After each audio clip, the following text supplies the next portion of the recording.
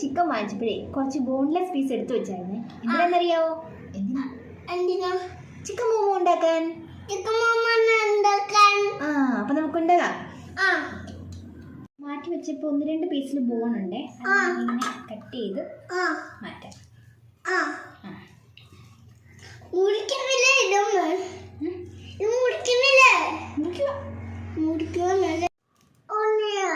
നമുക്കിത് ചോപ്പ് ചെയ്യാം.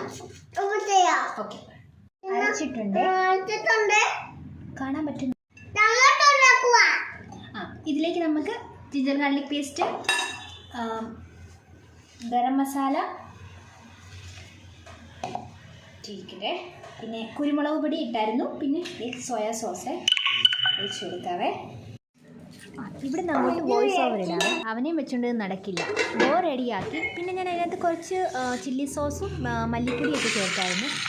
വീഡിയോയിൽ കണ്ടിട്ടവർ ഡയറക്റ്റ് ഇത് മോമോസിനകത്താക്കി സ്റ്റീം കയറ്റുക. പക്ഷേ എൻ്റെ മൈൻഡിൽ എന്തോ അത് വേകുമോ എന്നൊരു ഡൗട്ട് ചിക്കൻ. അതുകൊണ്ട് കുറച്ച് എണ്ണ ഒഴിച്ച് ഞാൻ ചിക്കൻ്റെ ആ വെള്ളത്തിൽ തന്നെ ഒന്ന് വേവിച്ചെടുത്തു. അപ്പോൾ സെറ്റായി.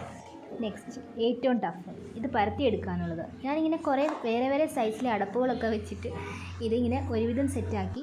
നമുക്ക് കുറച്ച് എണ്ണ തൂത്തിട്ട് ഫില്ലിങ്സ് നിറയ്ക്കാം. അതാകുമ്പോൾ കുറച്ച് സോഫ്റ്റ് ആയിട്ടിരിക്കും.